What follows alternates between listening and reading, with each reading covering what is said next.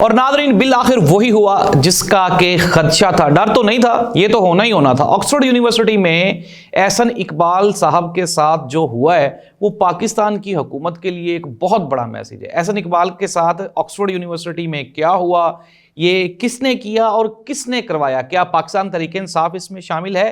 ایک انتہائی دلچسپ واقعہ ہے جو پاکستان کی پوری سیاسی پکچر کو کلیئر کر دیتا ہے۔ آکسفورڈ یونیورسٹی میں کیا ہوا شامل کریں گے آج کے پروگرام میں۔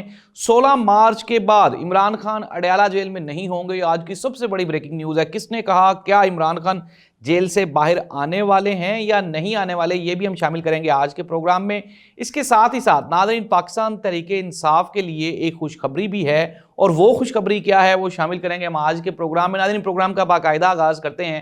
سب سے پہلے آج کی سب سے بڑی خبر یہ ہے کہ ہمارے جو منسٹر ہمارے پالیسی ہیں، پاپولیشن ہیں، پلاننگ اینڈ ڈیولپمنٹ ہیں، جناب احسن اقبال صاحب کے بارے میں یہ مشہور ہے کہ مسلم لیگ نون کے سب سے زیادہ پڑھے لکھے اور سمجھدار انسان وہی ہیں پوری مسلم لیگ نون میں۔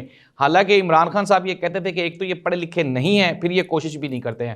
ہوا کچھ یوں کہ احسن اقبال صاحب کو پتہ نہیں کس نے مشورہ دیا اور احسن اقبال صاحب آکسفورڈ یونیورسٹی میں چلے گئے، UK میں، لندن میں۔ ناظرین آکسفورڈ یونیورسٹی میں ایک بچے نے احسن اقبال صاحب کا تعارف کرواتے ہوئے کہا، انہوں نے کہا یہ پاکستان کی اس سیاسی جماعت کے رکن ہیں جنہوں نے پاکستان میں جمہوریت کا گلا گھونٹ دیا ہے، جمہوریت کو برباد کر دیا۔ انہوں نے کہا کہ ان کی جماعت 17 سیٹیں جیتی ہے 272 سیٹوں میں سے، لیکن پھر بھی یہ برسر اقتدار ہے۔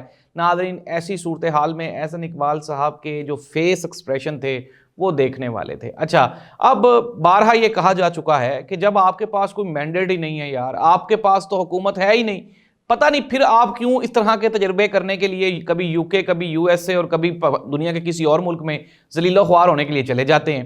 میاں محمد نواز شریف صاحب فرماتے تھے پاکستان تحریک انصاف کو مخاطب کر کے کہ یار انڈے ٹماٹر نہ مارو، اگر کرنی ہی ہے، انسلٹ کرنی ہے، بےزتی کرنی ہے، نعرے لگا لو، آپ انڈے ٹماٹر کیوں مارتے ہو؟ جب میاں محمد نواز شریف صاحب UK میں محفوظ نہیں ہیں، USA میں محفوظ نہیں ہیں، اور تو احسن اقبال صاحب آپ کہاں سے محفوظ ہو گئے؟ ناظرین اس بچے نے آج آکسفورڈ یونیورسٹی میں مسلم لیگ نون کے ساتھ جو کر دی ہے نا، اگر تو فار ایگزامپل کوئی اخلاقیات ہوں، کوئی اخلاقی جواز ہو، کوئی تھوڑی سی بھی بقول خواجہ آصف صاحب کوئی شرم ہوتی ہے، کوئی حیا ہوتی ہے، اگر آج تھوڑی سی بھی کوئی شرم حیا ہو نا، تو میرا خیال ہے کہ یہ ہمارے لیے ایک بہت بڑا میسیج ہے۔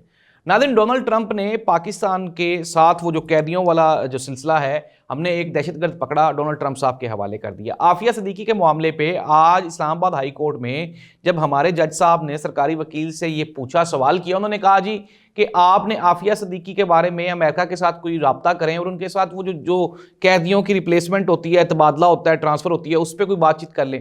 جس کے جواب میں سرکاری وکیل نے کہا جی کہ ہمارا تو امریکہ کے ساتھ یہ جو قیدی ٹرانسفر کرنے کا کوئی ایگریمنٹ ہی نہیں ہے۔ جج صاحب نے بڑا خوبصورت جواب دیا، انہوں نے کہا جی کل تے تسی اجے ایک بندہ پھاڑ کے امریکہ دے حوالے کیتے۔ تو ناظرین یہ ہے پاکستان کی صورتحال، ڈھول بجا رہے ہیں، شادیانے بجا رہے ہیں، پاکستان نے کمال کر دیا، کھڑا کر دیا، اور اللہ کے بندوں کہاں پدی کا شوربہ۔ یہ حکومت ہے، یہ ہماری معاشرے میں عزت ہے، یہ ہماری دنیا میں عزت ہے۔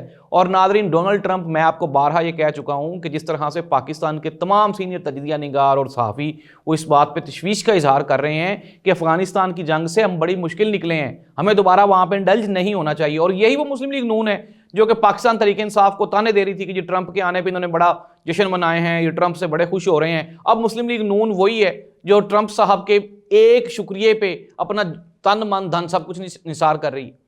تو ناظرین یہ پولیٹکس ہے، اور پولیٹکس میں چیزیں جو ہیں وہ تیزی سے تبدیل ہو رہی ہیں۔ 16 مارچ کے بعد کل ارشاد بھٹی صاحب ایک پروگرام میں بیٹھے تھے، انہوں نے کہا جی کہ ایک بہت بڑے جو ستارہ نویس ہیں جو کہ یہ علم غیب جانتے، علم غیب تو خیر کیا، جو کہ یہ ستاروں کا علم جانتے، انہوں نے کہا جی میری اس سے بات ہوئی اور اس سے پہلے اس کی 2 یا 3 جو پیشن گوئیاں ہیں وہ انتہائی سچی ثابت ہوئی ہیں۔ ایک انہوں نے کہا تھا کہ 2018 میں عمران خان وزیر اعظم بنے گا، پھر اس نے کہا تھا کہ 2022 عمران خان کے لیے مشکل سال ہے، عمران خان کی حکومت ختم ہو جائے گی۔ اس نے کہا اس کی 2-3 پیشن گوئیاں انتہائی سچی ثابت ہوئی ہیں۔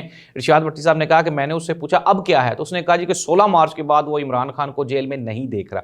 ارشاد بھٹی صاحب نے کہا جی کہ کیا یہ جو اڈیالہ جیل ہے اس کا نام چینج ہو جائے گا؟ اس نے کہا نہیں عمران خان جیل سے باہر ہوگا۔ اٹ مینز دیٹ کہ اب میں آپ کو بتاتا ہوں کہ ہو کیا رہا ہے۔ ہو کچھ یہ رہا ہے کہ پاکستان تحریک انصاف کی جو موجودہ خاموشی ہے، اور عمران خان جو رمضان المبارک کے روزے رکھ رہے ہیں، اور پاکستان تحریک انصاف KPK کی جانب سے بھی کچھ بیانات سامنے آئے، جنید اکبر نے یہ کہا، انہوں نے کہا جی کہ اسٹیبلشمنٹ کے ساتھ اگر ہماری کوئی بات چیت ہو رہی ہے تو ہم اس کو ڈینائی نہیں کرتے، ڈیولپمنٹنگ فیز پہ ہیں، ہم یہ کوشش کر رہے ہیں کہ یہ جو چیزیں ہیں یہ ڈیولپ ہو جائیں۔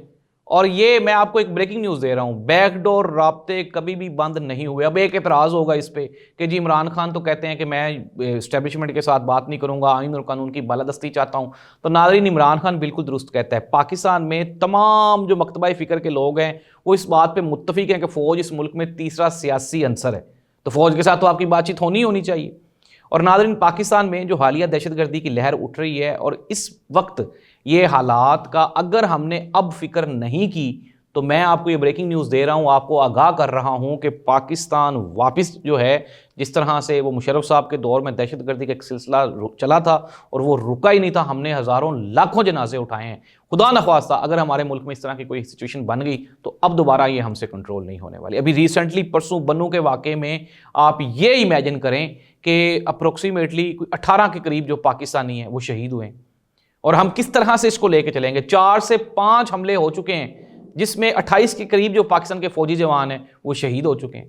تو ناظرین، پاکستان اس چیز کا قطعاً متحمل نہیں ہو سکتا کہ پاکستان میں جو سیاسی کشمکش ہے، تمام تر ادارے، تمام تر قوتیں، تمام تر فورسز، محترمہ مریم نواز صاحبہ، مسلم لیگ نون، میاں شہباز شریف صاحب بشمول تمام وزراء، یہ سب کے سب کیا کر رہے ہیں؟ یہ کوشش کر رہے ہیں کہ عمران خان کو نیگیٹو پریزنٹ کیا جائے، پاکستان تحریک انصاف کے خلاف ایک منظم کمپین کی جائے، پاکستان کا بیڑا غرق ہوتا ہے تو ہونے دیا جائے۔ ناظرین، یہ تھی خبریں میں نے آپ کو پہنچا دی ہیں۔ انٹرنیشنل امیج پاکستان مسلم لیگ نون کا اور پاکستان کی حکومت کا زیرو، اس سے بہتر نہیں ہے۔ یہ کہیں پہ بھی جائیں گے ان کے ساتھ یہی ہونے والا ہے، اس سے بہتر کوئی رزلٹ آ ہی نہیں سکتا۔ اپوزیشن کی جماعتوں کا اتحاد بن رہا ہے، لیکن اس میں بھی یہ جو سب کچھ بن رہا ہے، یہ جو اپوزیشن کا اتحاد بڑا والا بن رہا ہے، اس میں اسٹیبلشمنٹ کی مرضی شامل ہے۔ اب یہ کس کے ساتھ یہ سیرا سجتا ہے؟ شاہد خاقان عباسی صاحب آگے آتے ہیں یا پھر مولانا فضل الرحمان صاحب کی ناراضگی کو ختم کیا جاتا ہے، یہ دیکھا جائے گا عید کے بعد۔ لیکن اس حکومت کے لیے عید کے بعد اچھی خبریں نہیں ہیں، اور پاکستان تحریک انصاف اور عمران خان کے لیے عید کے بعد بہت بڑی خبریں ہیں، اور اس میں ایک خبر جو ہے وہ عمران خان کی رہائی کی بھی ہے۔ تو ناظرین، یہ ہے پاکستان کی تازہ ترین سیاسی صورتحال جو میں نے آپ کے ساتھ شیئر کر دی۔ آنے والے دنوں میں پاکستان میں تبدیلیاں آ رہی ہیں۔ وہ لوگ جو یہ کہہ رہے ہیں حکومت بڑی سٹیبل ہوگی، جی ٹرمپ نے شکریہ ادا کر دیا، امریکہ مطمئن ہو گیا۔ امریکہ پاکستان کی حکومت سے مطمئن نہیں ہوا، امریکہ پاکستان کی اسٹیبلشمنٹ سے مطمئن ہوا ہے، اور یہ جو ریلیشن شپ ہے یہ تو پاکستان کا چل ہی رہا ہے۔ اور کہنے والے تو یہ بھی کہہ رہے ہیں کہ پاکستان کی اسٹیبلشمنٹ کی خواہش ہے کہ کوئی اس طرح کا کوئی جگاڑ لگ جائے کہ امریکہ پرماننٹلی پاکستان کے ساتھ اٹیچ ہو جائے اور افغانستان کی ساری ذمہ داری وہ پاکستان کو مل جائے، جس سے ہمارا آئندہ کا جو روزگار ہے وہ بھی چل پڑے گا۔ تو ناظرین، یہ ہے پاکستان کی تازہ ترین سیاسی صورتحال۔ آپ ہمارا چینل ضرور سبسکرائب کریں، اپنے کمنٹ سے ضرور آگاہ کریں آپ کو پروگرام کیسا لگا، اور یہ جتنی بھی خبریں ہم نے آپ تک پہنچائی ہیں یہ ویلڈ سورسز کے ذریعے ہیں۔ ہماری یہ کوشش ہوتی ہے کہ ہم ہمیشہ آپ تک پوری اور سچی اور کھری خبر آپ تک پہنچائیں۔ اللہ اس ملک کا حامی و ناصر ہو۔ اللہ حافظ۔